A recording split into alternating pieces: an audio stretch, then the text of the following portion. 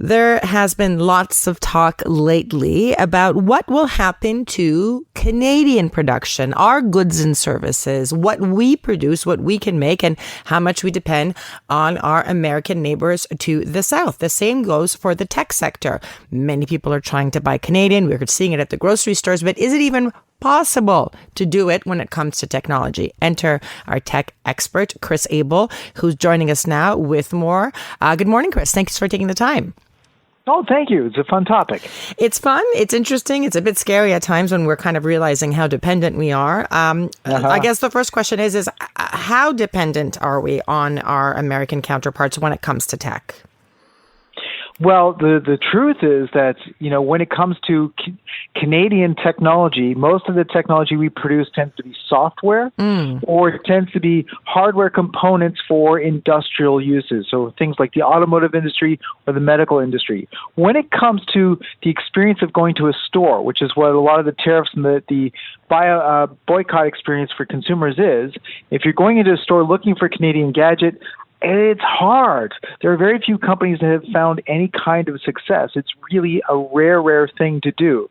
One of the few companies I can point to today is actually two companies. One is called PSB Speakers.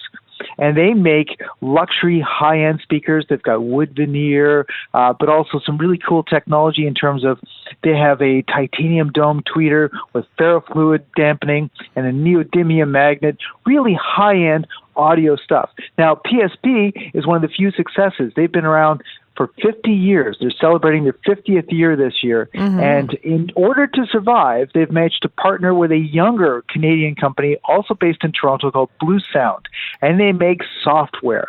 They're supporting their neighbors by creating the software for higher audio fidelity, as well as coming up with add-on components so they can do things like wireless streaming of music, which, of course, is very important now. Yeah. You have, all the other apps that are coming into play.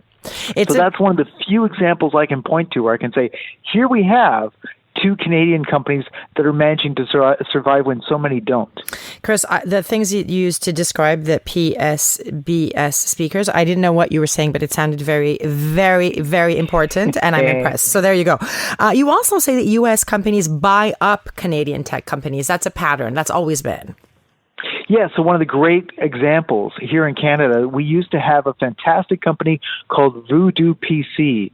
They launched in the late 1990s out of Calgary. What they did was they created these very, very fancy sort of racing car versions of personal computer systems.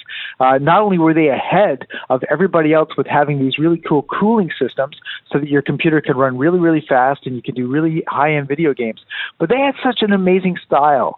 You could get tattoos for your computer system that were based on tribal tattoos. But also what I loved is that when you ordered a computer and it arrived at your home, the moment you opened up the shipping carton, you could hear the sound of tribal drums starting to beat to announce the fact that your fantastic custom PC had arrived. Wow. Voodoo PC arrived on the scene. They had a fantastic fame around the world, so much to the point that in the mid-200s, 2006, they were bought by Hewlett-Packard.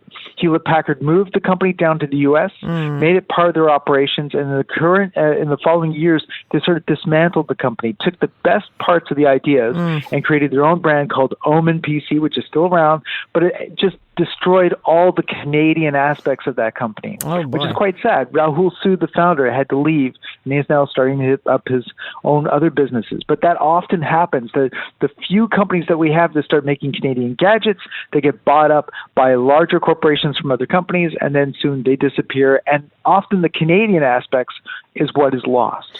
Well, if the Americans are trying to take over, what? Okay. Canadian tech, you say, is used for localization.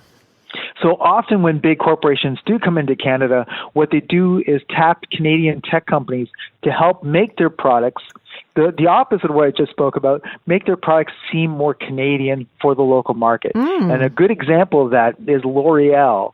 When they came into Canada, they tapped a Montreal company to be able to develop stuff for them. So one of the things they did was they came up with an augmented reality ad campaign for Canada, in which it will allow them to digitally kind of communicate what the smell of their perfumes are. Okay. So one of the problems they have is that we don't have magazines anymore. You used to have test strips of magazines. Yes. You could pull them out, sniff them.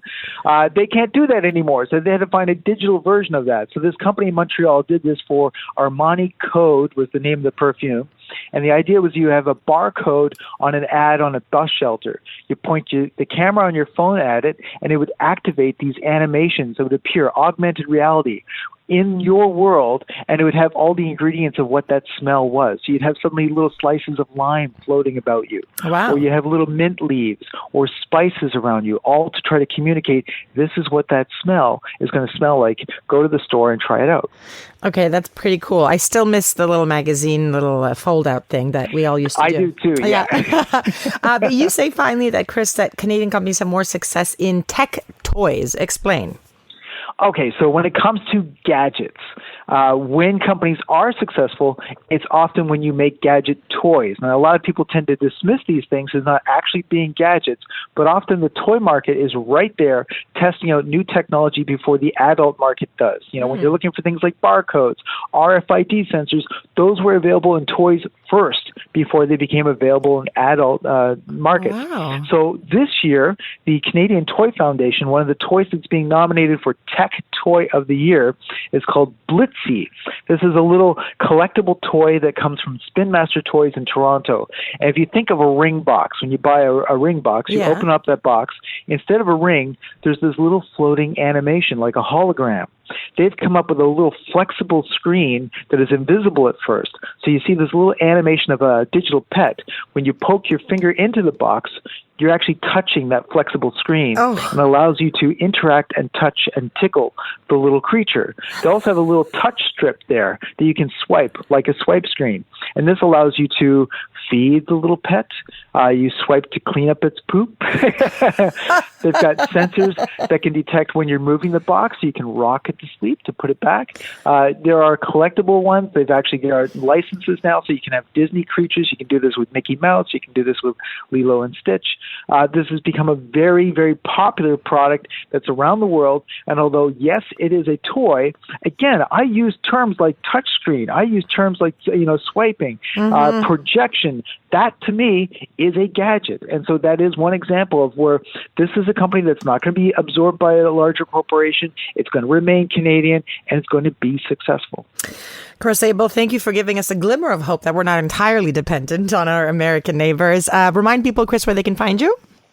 You can find me at my website, which is chrisabel.com. My name is KrisAbel, and you can also find me at Real Chris Abel on the social media accounts. All right, Chris, thank you so much for taking the time. We'll chat again very soon. All right, thank you. Take care.